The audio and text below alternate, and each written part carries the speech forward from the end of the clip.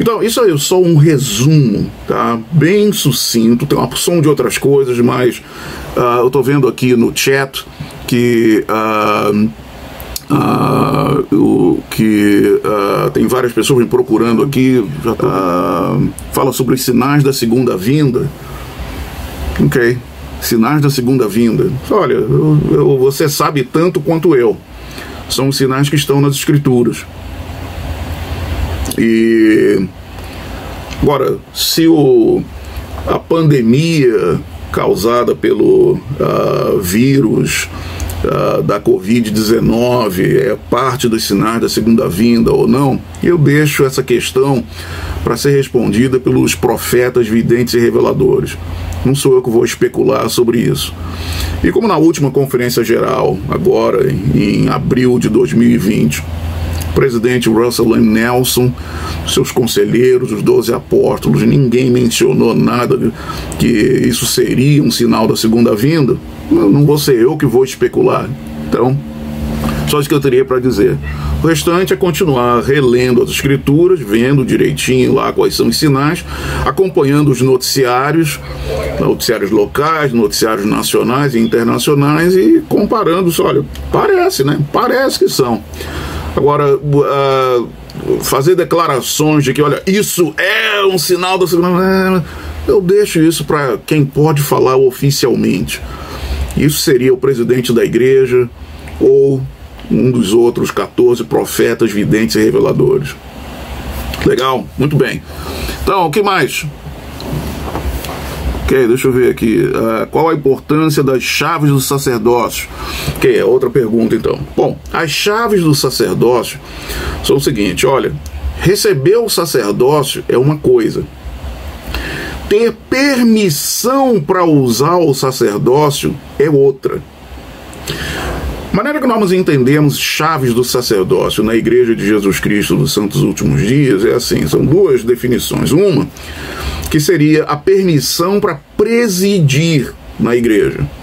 E essa permissão só possuem os membros o presidente da igreja e aqueles que são apoiados pela congregação de membros da igreja, por uma conferência geral de membros, como profetas, videntes e reveladores. Eles possuem as chaves do sacerdócio. Também encontramos chaves do sacerdócio com os membros da presidência do Quórum dos 70. Os 7 presidentes dos 70 possuem chaves do sacerdócio. Eles presidem sobre todos os 70 autoridades gerais e todos os 70 de área. Localmente, nossos presidentes de estaca possuem as chaves para presidir. Eles presidem a estaca, presidem sobre aquela região geográfica compreendida pela sua estaca. Nossos bispos possuem também chaves para presidir nossas alas, que são aquelas regiões geográficas, tá? E sobre aquela região geográfica que é compreendida pela nossa ala, nossos bispos possuem chaves para presidir naquela área. Dentro das nossas alas, os presidentes de quórum de eldres, presidentes de quórum de sacerdotes, que é o bispo, presidente do quórum dos mestres e o presidente do quórum dos diáconos possuem chaves para presidir seus respectivos quórums. Então essa é uma definição de chaves, tá? A autoridade para presidir certas organizações ou quórums ou unidades da igreja. A outra definição de chaves é a seguinte, ainda é com relação à permissão, mas é a permissão para realizar certos trabalhos, realizar certas tarefas, certas designações específicas. Por exemplo, em 3 de abril de 1836, o profeta Joseph Smith e o irmão Oliver Cowdery, lá no templo de Kirtland, no estado de Ohio, nos Estados Unidos, receberam visitações celestiais. O Salvador Jesus Cristo ressurreto apareceu para eles, falou com eles, e depois receberam a visita de Moisés, do profeta Moisés, do profeta Elaías e do profeta Elias. E acho que a tradução atual do Doutrina e Convênio chama os dois de Elias. Elias e Elias o profeta. Ou seja, enfim. Moisés transmitiu a Joseph Smith e Oliver Cowdery as chaves para a coligação de Israel. Veja, Joseph e Oliver já possuíam o sacerdócio de Melquisedeque, mas agora eles precisavam de permissão para usar o sacerdócio de Melquisedeque a fim de reunir as tribos de Israel nessa dispensação. O profeta Elias, ou Elaías, para aqueles que têm versões da Doutrina e Convênio mais antigas, trouxe as chaves do Evangelho de Abraão, que são as boas novas de Abraão, que são as bênçãos de Abraão, Isaac e Jacó, que vocês podem ler sobre essas bênçãos na Pérola de Grande Valor, em Abraão, capítulo 2, versículos 8 a 11. E o profeta Elias trouxe de volta à terra as chaves de selamento, através do qual nós podemos selar casais e selar filhos aos seus pais, no caso de recém-conversos ou filhos adotivos. Então, Joseph e Oliver receberam permissão para usar o sacerdócio para essas tarefas específicas, para coligar Israel, para reunir as tribos de Israel, para conceder, estender as bênçãos de Abraão, Isaac e Jacó para todas as famílias da terra, através do selamento matrimonial, que é realizado no templo. E também receberam, então, as chaves ou a permissão de usar o sacerdócio de Melquisedeque para unir casais para todo tempo e eternidade, e unir os seus filhos a eles, criando esses elos de multigeração, tá? Elos estabelecidos pelo sacerdócio ao longo de múltiplas gerações de uma família, através do qual bênçãos vão fluir de uma geração para outra, de pai para filho, para neto, para bisneto, através do qual honras, privilégios, direitos, poderes vão ser transmitidos de geração em geração. Então, chaves do sacerdócio existem para presidir e existem para permitir que certas tarefas possam ser realizadas para a salvação e exaltação da família humana, usando a autoridade do sacerdócio. Ok, então vamos ver aqui o que mais aqui.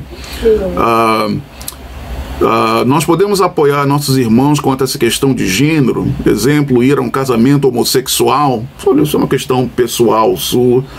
Olha, eles são irmãos e irmãs nossos, são nossos amigos, alguns deles são parentes nossos. Nós sempre vamos amá-los, nossos braços vão estar sempre abertos para eles. E todos aqueles que desejarem, tá, e se esforçarem para guardar os mandamentos de Deus, tá, vão receber todas as bênçãos. Mas, meu Martins, o que você está falando? Sim, olha, vão receber todas as bênçãos, se eles conseguirem se adequar às leis de Deus. Alguém vai me perguntar alguma outra coisa sobre isso daí. Mas ir a um casamento homossexual, isso é uma coisa que fica a seu critério, tá? Não vou ser eu que vou dizer para você o que você deve ou não deve fazer. Um sem número de circunstâncias, e eu não vou. E não temos nenhuma instrução oficial da igreja a respeito disso. A única instrução que nós temos é de que nossos bispos e presidentes de estaca não estão autorizados a oficiar esses casamentos homossexuais. Ok? Deixa eu ver aqui, tem algumas coisas aqui que já escreveram. Qual o seu conselho para magnificar nossos chamados e nosso ofício, não cair na rotina de desleixo com as coisas sagradas durante esse período de quarentena?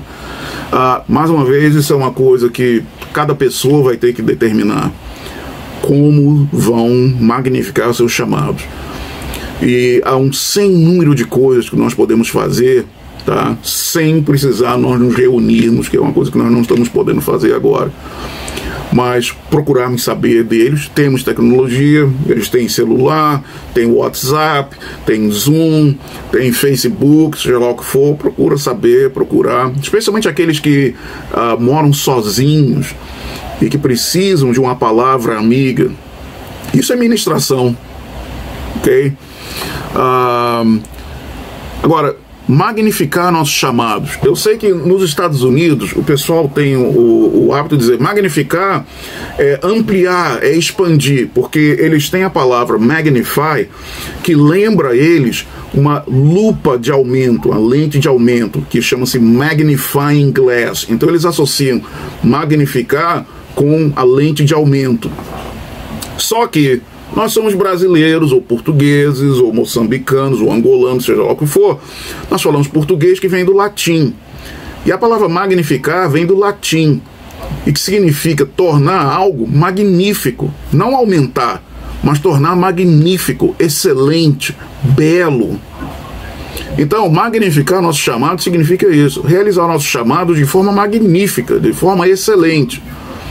Quando eu falo isso aqui nos Estados Unidos, o pessoal fica de boca aberta. Oh, poxa, nunca pensamos nisso, nunca soubemos disso. Pois é, vocês não falam português por isso, esse é o problema de vocês.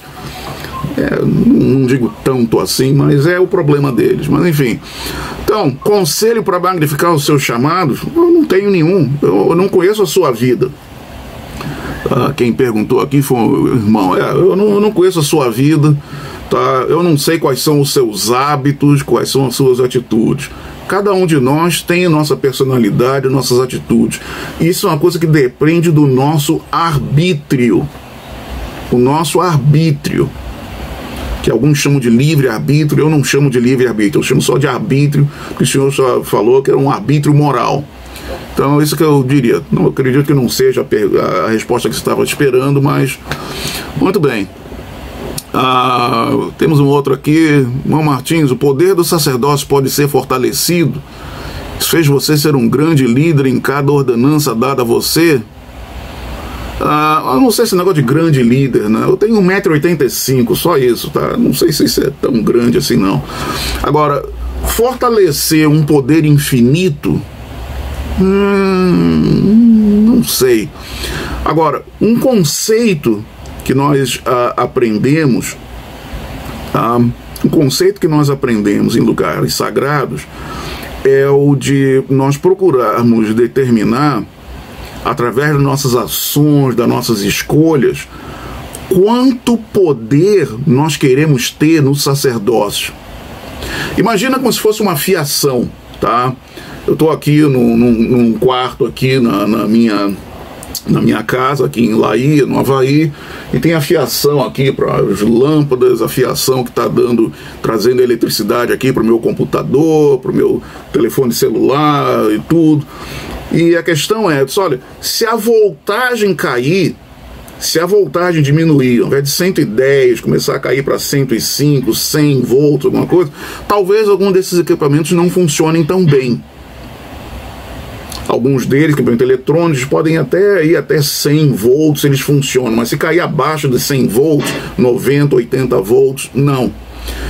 Então eu faria uma analogia com isso. Olha, tem certas coisas que nós fazemos, por exemplo, cumprimento da palavra de sabedoria, participação no sacramento, adornarmos nossos pensamentos com virtudes, que é uma coisa que nós lemos na seção 121 de Doutrina e Convênios, que diz que nós adornarmos, que a virtude adornar nossos pensamentos, nossa confiança se tornará forte na presença de Deus.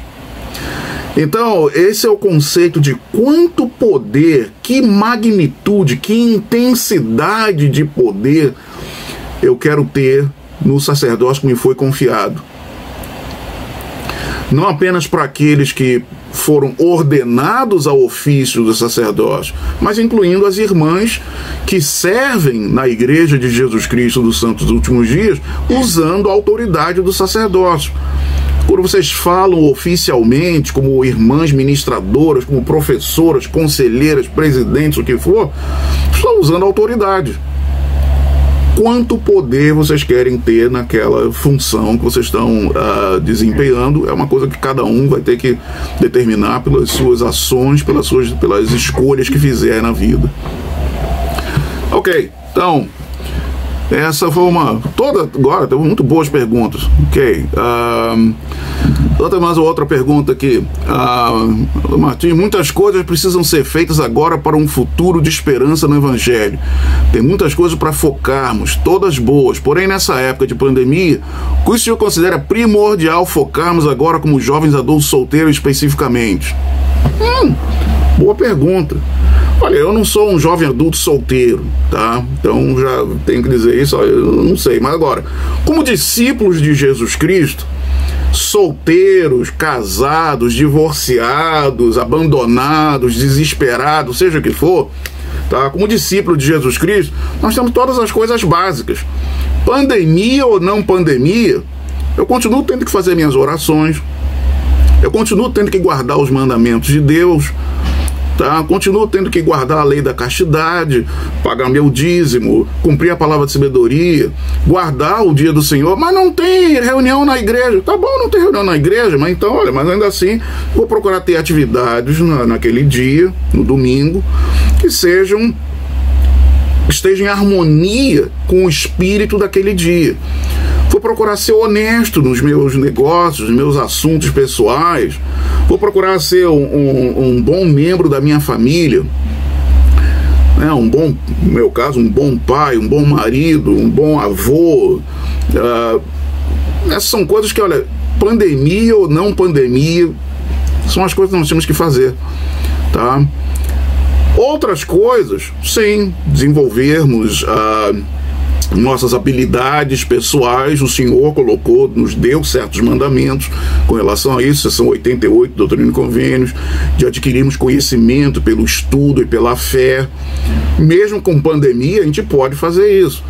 Eu aqui na BYU Havaí, eu continuo dando minhas aulas. Nós estamos agora no semestre de primavera, agora em maio de 2020, e eu tenho 150 alunos que estão espalhados aí pelo planeta, ao longo de 22 fusos horários, e tenho contato com eles, mando mensagem para eles, me mandam perguntas, eu respondo, gravo vídeos e mando para eles.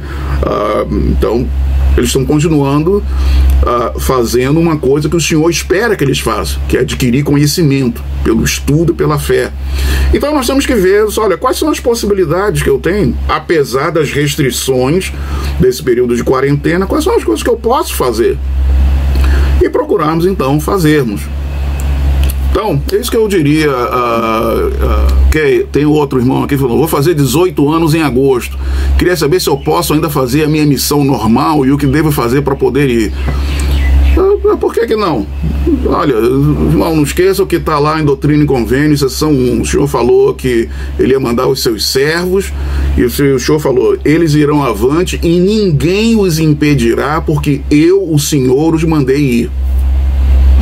Então, se prepare, envie os seus papéis, que eu sei que aí no Brasil vocês chamam de chamado, não sei por que chamam de chamado. Chamado é o que você recebe, você está sendo chamado, você não se chama. Mas enfim, mande seus papéis e deixe o resto na mão do Senhor. E para onde o Senhor mandar fazer, para onde for, vai ser a sua missão normal. Ok? Perfeito. Então, tem outro aqui. Você pode falar sobre como as mulheres podem ajudar na exaltação de outras mulheres e a nutrição de seres ressuscitados que morreram quando criança, conforme citado no final da página 8 de sua monografia. Eu sabia que alguém, mas homem, seu menino Joel Queiroz, mas homem, vou te pegar quando eu tiver aí. Mas é o seguinte, olha aqui. O profeta Joseph Smith ensinou que as irmãs que perderem seus filhinhos ainda na infância vão ter o privilégio na ressurreição de nutrir esses filhos que elas tiveram. Nutrir. Ao longo dos anos, Algumas pessoas têm citado, parafraseado o profeta, nós vamos criar esses filhos. Só, olha, se essas crianças vão ser ressurretas, todos os seres humanos vão ressuscitar, tá? Por definição, quando se ressuscita com um corpo perfeito, um corpo cheio de inteligência, cheio de poder, cheio de conhecimento, de glória.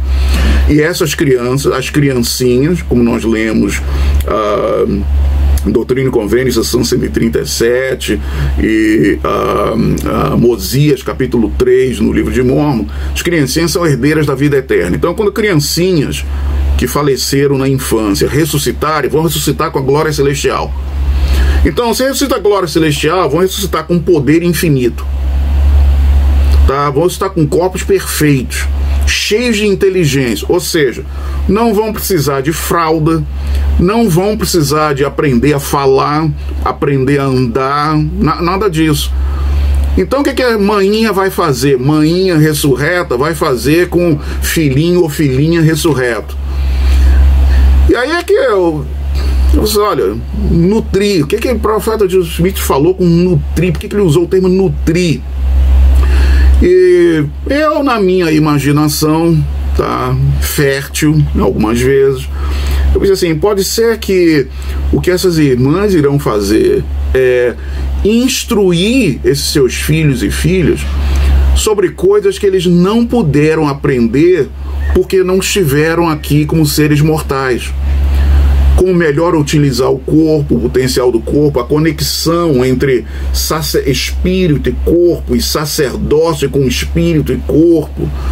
Coisas que, olha, você vai perguntar, irmão Martim, pode esclarecer um pouquinho isso? Eu falei, não, eu não sou um ser ressurreto.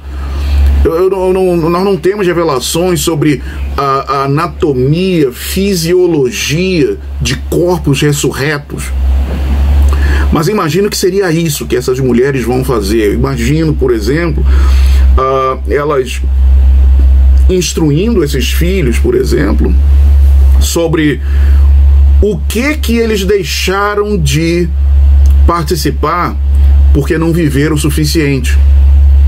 Entendeu? Mostrando vídeos em realidade virtual, tá? VR, 360 graus.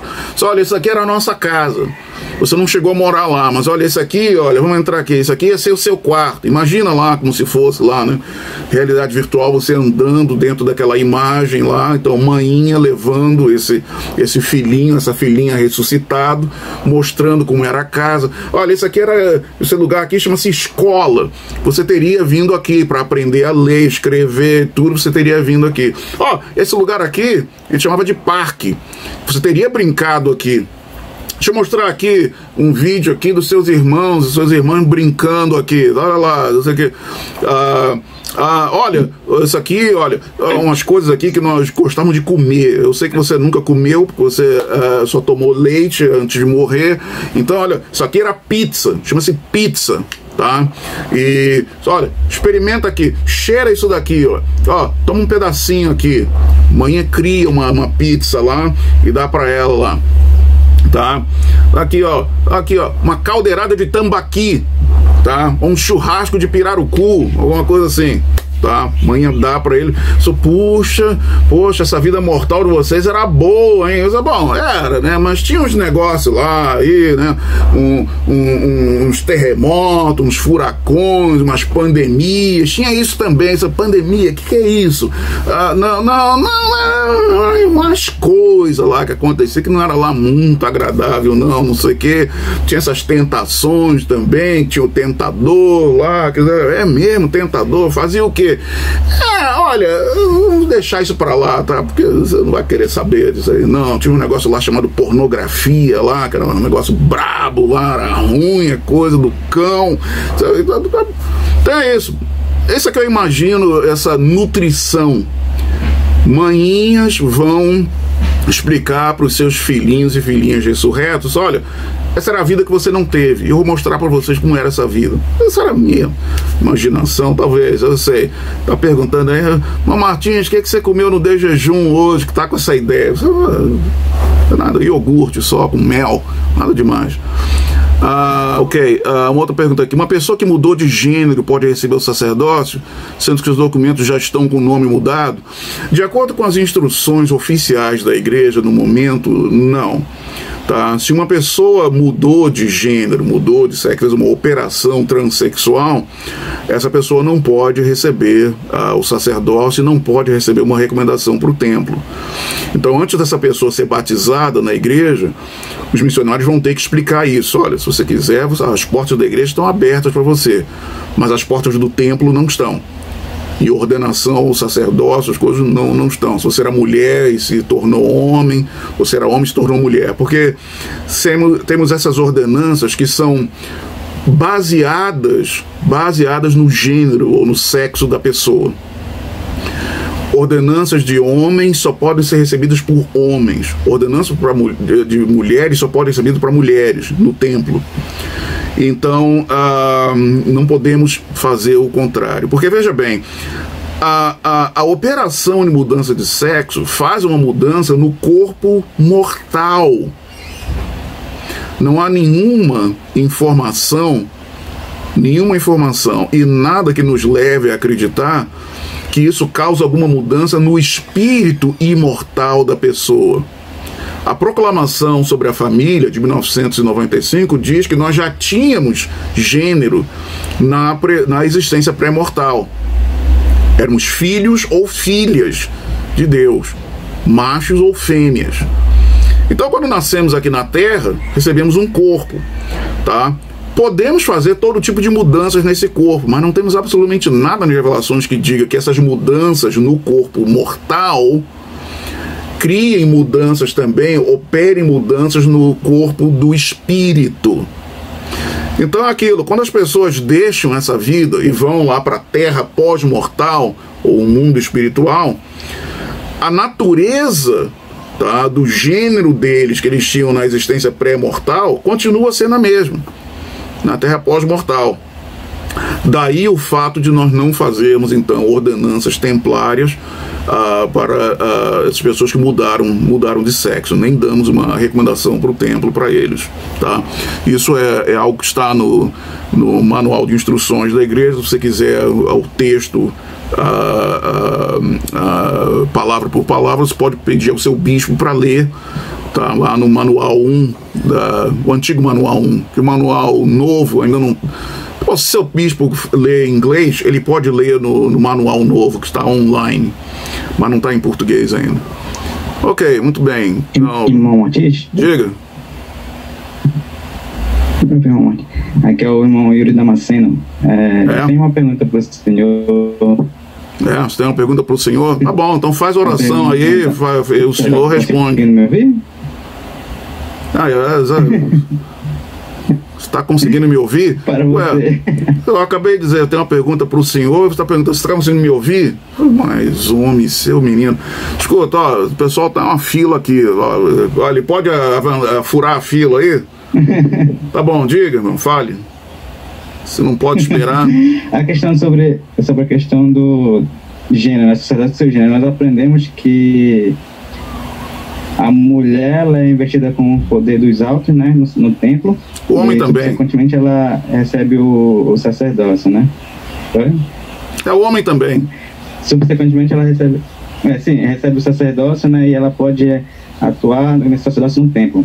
O presidente Oaks, ele ensinou que as mulheres que são mães solteiras, elas podem também abençoar seus filhos com as bênçãos do sacerdócio, não impondo as mãos, mas presidindo lá, ensinando, isso agindo sob a autoridade do sacerdócio.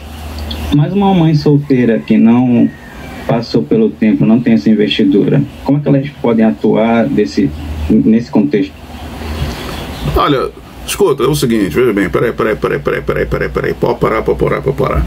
Aqui, em primeiro lugar, o que acontece na sua casa, tá, não é igreja. Nossas casas não são igreja, tá? Então, quem lidera no lar é o pai, a mãe, mas a irmã sozinha. Então, ela é que é a líder do lar, ela é que é a presidente, tá? Com investidura ou sem investidura, ela é que é a líder daquele lar ali, ela é que manda, é a casa dela, Tá? Isso não tem nada a ver com a igreja, não tem nada a ver com os sacerdócios. Então é aquilo. O que acontece é o seguinte, tá? Quando nós realizamos nossas reuniões familiares, por exemplo, eu gostava de dizer que a reunião familiar poderia ser considerada como a reunião do sacerdócio da ordem patriarcal. Se não tem o marido, é a mãe que vai ser a líder ali da reunião, ela é que vai presidir a reunião. Então isso, mais uma vez, independente de investidura ou não investidura, tá? Independente, tá? É a autoridade máxima no lar. A autoridade máxima no lar é de quem lidera ali no lar. Então, se tem o marido, é o marido, pelo menos para todos os efeitos visíveis, é o marido, né? Porque todo bom marido sabe que quem manda na casa dele é a esposa. Mas ele geralmente não vai dizer isso em público, né? Porque fere, a masculinidade. Quem manda aqui sou eu. A última palavra aqui em casa é a minha. Mas é que ele não vai dizer que é assim, querida. É a última palavra, né? Então, pois é, né? Então, acharam graça. As irmãs acharam graça. Os outros estão ali. Comigo vai ser diferente. Oh, homem, tu deve ser solteiro. Tu tá dizendo que vai ser diferente contigo? Tu deve ser solteiro e não deve ter nem namorada ainda, tá? Porque aqui, ó, quando o homem descobre aquela mulher que ele diz assim, olha, essa aqui, sem essa, o reino celestial não vai valer nada sem essa aqui do meu lado. Ó, quando ele descobre aquela mulher, ele vai fazer de tudo, vai tirar as calças pela cabeça por causa dela. Essa era uma expressão que minha avó usava, ela era sergipana, usava, tirar as calças pela cabeça, não sei o que. Vai rebolar, vai fazer qualquer coisa, mudar o penteado, não sei o que, se vestir, se perfumar, não sei o que. Um negócio assim, eu espero que continue fazendo isso depois que casar também, né? Porque tem a turma que faz isso, se enfeita toda até casar. Terminou a lua de mel, pronto, se larga, né? Casou comigo, tem que me aturar. Não, aí não tem casamento eterno. Não vai ter selamento, tá? Que faça um casal continuar junto para toda a eternidade. Se um dos cônjuges, o marido tá todo largado lá, não sei o que, não toma banho, não se enfeita, não sei o que, pra mulher dele. Não. E aí, botei a irmã pra dormir, a irmã até bocejou lá. Pois é. Aguarde, você vai ver. Ok, irmão. Ele não tá me ouvindo agora. Tá bom, então vamos ver aqui. Outra pergunta aqui tem uma aqui, deixa eu ver. Uma pessoa que teve um relacionamento homossexual durante uma parte de sua vida, um menos ativo, ele ao voltar a frequentar a igreja, será excomungado como sendo um pecado grave ou algo do tipo? Não sei. Mas, irmão, como que você não sabe? Olha, porque é o seguinte, depende de um sem número de circunstâncias. Isso vai ser determinado, tá, por meio de entrevistas cuidadosas, detalhadas pelo bispo, e o bispo vai se aconselhar com o presidente da estaca sobre cada caso. É um caso, tá? Então não dá pra gente dizer que vai acontecer, é isso que vai acontecer. Olha, não sei se é isso que vai acontecer. Vai ter que se analisar as circunstâncias.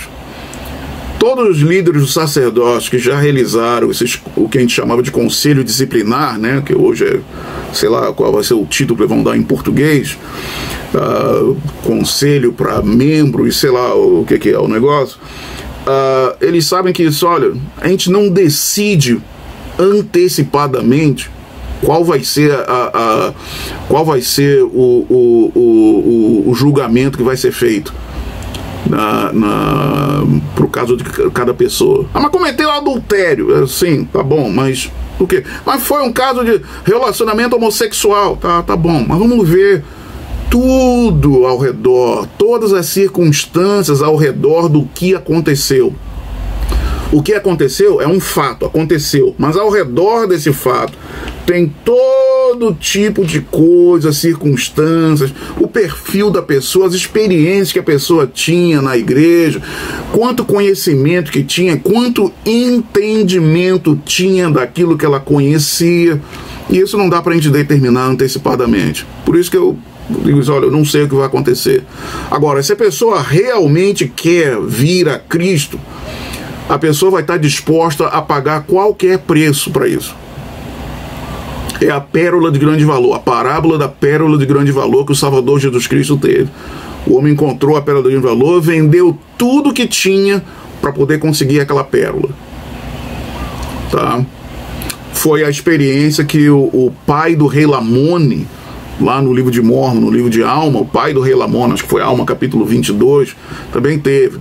Quando Arão, irmão de Amon, ensinou o evangelho para ele, o homem se prostrou diante de Deus e falou: Senhor, se tu és Deus, se Deus existe, se tu és Deus, me dá a conhecer e eu vou abandonar todos os meus pecados para poder te conhecer. Esse é aquele homem, aquele rei, a gente não sabe nem o nome dele, só sabendo que é o pai do rei Lamone. Ele era o rei de todos os lamanitas. Tá? Aquele homem colocou a barra lá no alto, tá? A barra que determina a verdadeira conversão. Quando ele diz isso: eu vou abandonar todos os meus pecados para que eu possa te conhecer. Ok? Então é por aí a coisa. Ok, tem mais uma outra aqui. O que fazer quando um homem tentam diminuir nós mulheres em nossos chamados na igreja, fazer piadinhas com relação a você não possui sacerdócio? Manda ele se arrepender. E não chama ele para sua festa de aniversário, não manda cartão de Natal para ele, não namora com ele. E mais o que?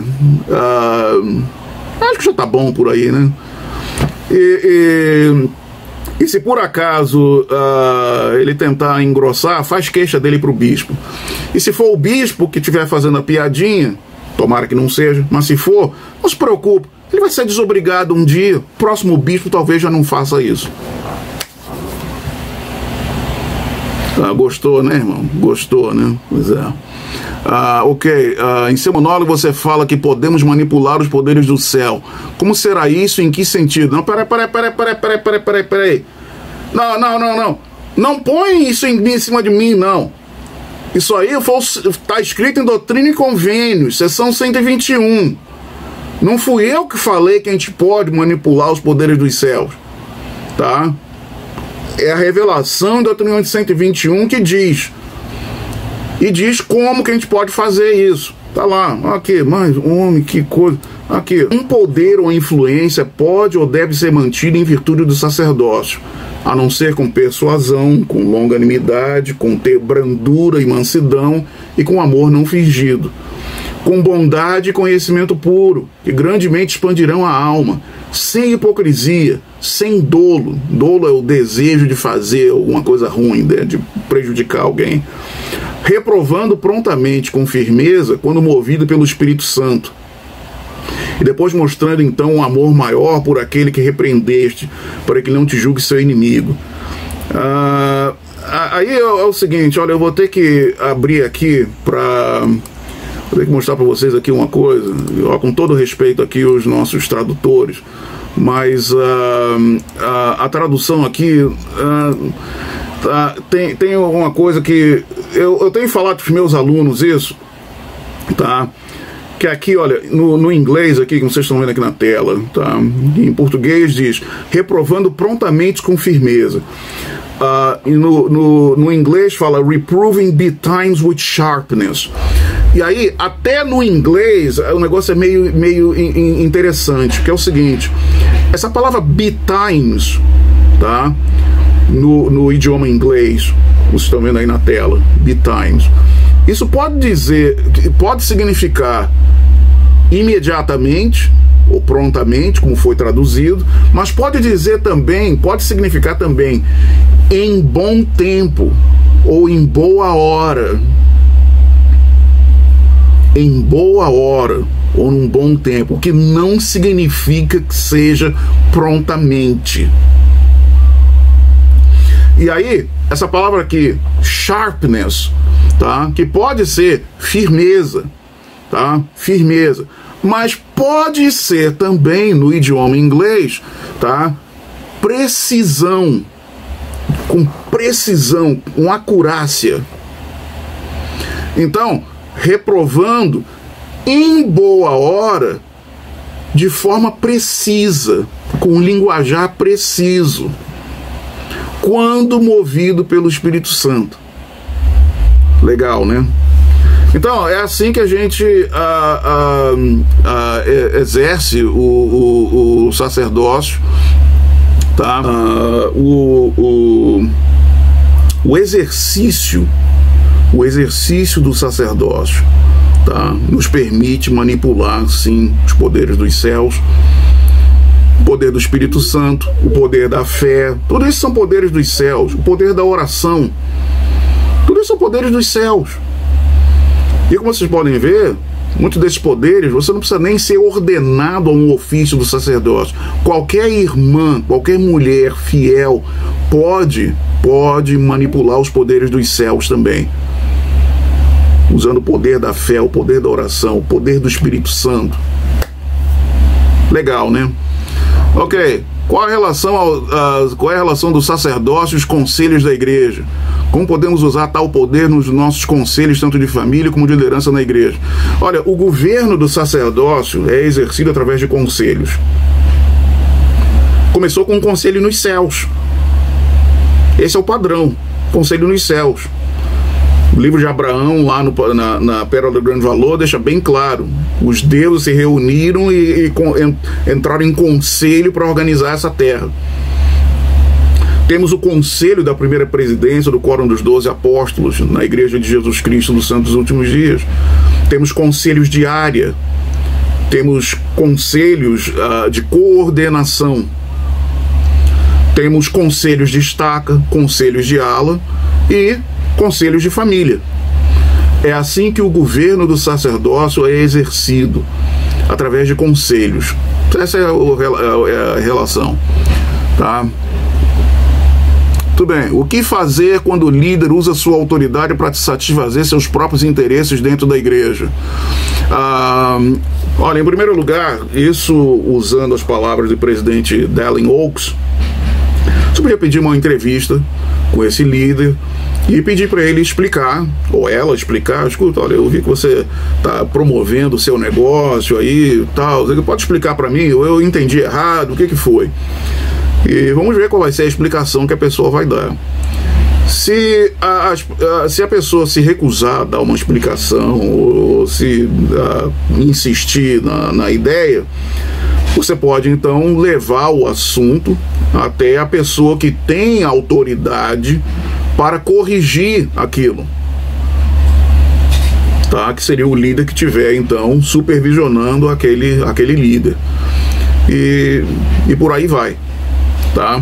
Agora lembra, o presidente Oaks também disse que a forma mais benigna de lidar com isso, tá, é de perdoar e esperar a desobrigação da pessoa. Porque não esqueça, o Senhor sabe o que está acontecendo, é a igreja dele, o Senhor sabe. Então ele pode estar dando corda para a pessoa, vamos ver, vou dar um tempinho para você se arrepender aí, até o dia que você, olha, já te dei corda bastante, tu não se arrependeu, então olha, vem aqui agora que eu quero falar contigo.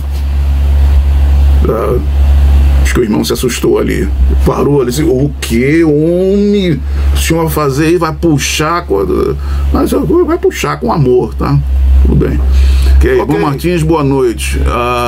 Qual o momento certo para orar ao Senhor, colocar a pessoa a qual estamos interessados a construir uma eternidade de experiências juntos no altar do Senhor, para saber se Ele aprova ele ou ela, para buscarmos ser unos de coração e propósito, como casar?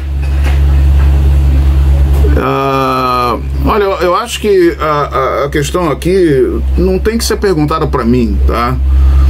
Tem que perguntar para ela, tá? Tem que perguntar para ela. Agora, se ela não tá nem respondendo teus textos lá, aí parte para outra. Desculpe, mas é a realidade. Não esqueça, olha, é uma rua de mão dupla. Tá? Toma lá da cá. Não adianta você estar morrendo de amores por alguém que tá pouco ligando se você tá vivo ou morto. Não adianta. Então é aquilo. Qual é a hora certa de pensar no casamento com essa pessoa? Pô, se a pessoa tá pouco ligando pra você, hora nenhuma. Esquece dela. Parte pra outra. Achou graça, né, irmã?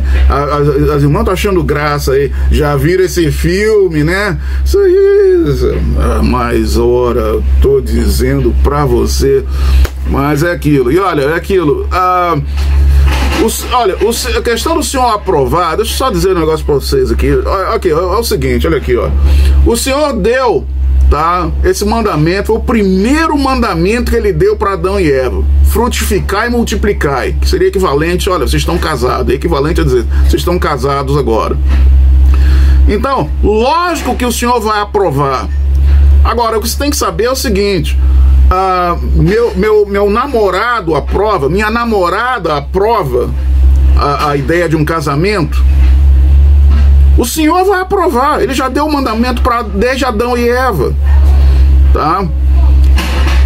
Agora aquele negócio lá, saber se ele e ela para buscarmos ser unos de coração e propósito. Escuta, se você tá num relacionamento agora, que você vive brigando com seu namorado, olha, não vai ter selamento no templo que vai fazer vocês ser unos de coração e propósito.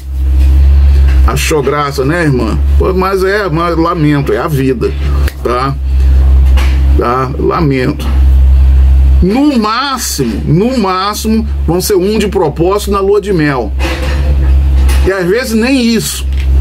Aqui, deixa eu contar um caso pra vocês aqui. Uma vez eu estava aqui em Laí, tá? Eu tinha uns convidados aí que estavam indo lá no Centro de Cultura Polinésia, né? No PCC aqui. Eu sei, PCC no Brasil é meio esquisito, mas aqui é o parque temático da igreja sobre culturas polinésias, aqui do lado da BYU Havaí. Então eu tava indo lá. Aí minha esposa tava com um carro, o Sister Martins estava com um carro nesse. Isso faz muitos anos, mais de 10 anos isso. Sei lá, acho que uns 15 anos, por aí. Então eu tive que ir a pé. Então, indo a pé pro PCC, pro Centro de Cultura Polinésia, eu ia andando pelo estacionamento e vi lá no estacionamento, eu tava na rua, aí no estacionamento, um casal lá. E dava pra notar que o pau tava quebrando lá. A mulher estava encostada num carro lá, com as costas dela no carro, e tinha um homem lá em frente dela, desse jeito. Eu tava longe, ainda não conseguia ouvir o que era, mas olha, eu sei que não é declaração de amor que estão fazendo ali. Tudo bem, então, quando eu passei perto dele, vi, de fato, o pau tava quebrando legal mesmo. Tá bom, mas é aquilo, né? Eu aprendi, tá, de minha mãe, minhas avós, que em briga de marido e mulher não se mete a colher. Então fui em frente, fui lá, cuidei da... Ana Paula tá compartilhando a tela dela aí. Obrigado, irmã, muita gentileza sua, tá? Aí fui lá, tratei lá dos meus convidados e voltei. Tava voltando então. Mas aí aquele negócio, na hora de voltar tinha que passar pelo casal de novo. Eles ainda estavam lá na briga deles. Aí eu pensei assim, bom, isso não é da minha conta, né? Briga de mãe de mulher, não se mete a colher. Mas eu pensei, poxa, são 2 filhos de Deus. Aqui, olha, numa briga aqui em público, aqui no Havaí. E eu pensei assim, poxa, eu devia pelo menos, né? Pelo menos, sei lá o quê. Aí então parei. Quando cheguei próximo dele, parei, desculpa, com licença, olha, eu sou o irmão Martins, eu sou professor aqui da BYU Havaí, eu ensino aula de casamento. Posso ajudar vocês? Mais ou menos isso que eu perguntei, posso ajudar vocês? Aí eles pararam, ficaram olhando pra mim com aquela cara de espantado, né? Puta, caramba, olha um negão aqui, de repente, aí parou, cadê a polícia aí? Achou graça, né, irmão? Achou graça. Vai comer sua pamonha aí, tá? Tá bom. Então, aí é o seguinte. Aí o homem falou pra mim, nós, obrigado, tá? Que nós casamos 2 dias atrás no templo de Seattle. Os caras membros da igreja. Casamos 2 dias atrás no templo de Seattle. Estamos aqui no Havaí na nossa lua de mel. E acabamos de descobrir que nós não somos compatíveis, que nosso casamento foi um erro. 2 dias de casados! É ruim, hein? Estavam na lua de mel, estavam lá os dois na maior briga do planeta. Pode um negócio desse?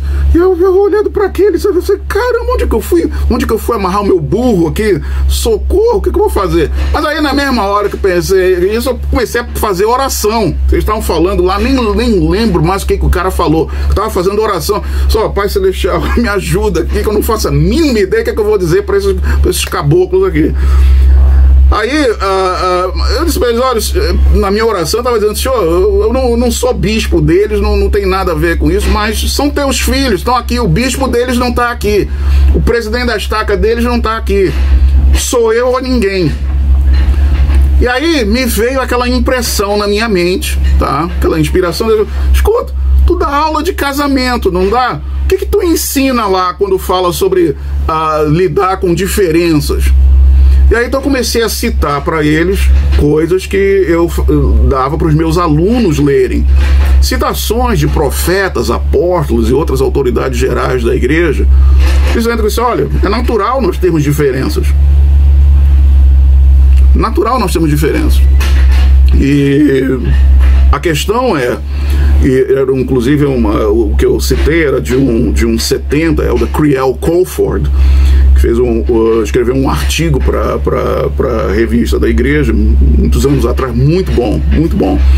Ele disse assim, olha, com todas essas diferenças que nós temos, como maridos e esposos, tem 3 coisas que nós colocamos acima de tudo. Assim, olha, nós fizemos um convênio com Deus, fizemos um convênio um com o outro, e nós vamos honrar esses convênios. Todas as outras diferenças ficam abaixo disso. Fizemos um convênio com Deus, fizemos um convênio um com o outro, marido e esposa, e vamos honrar esses convênios. E eu falei isso para eles, mais alguma coisinha lá que eu não lembro agora, eles agradeceram e eu fui embora lá. Então é isso, olha, então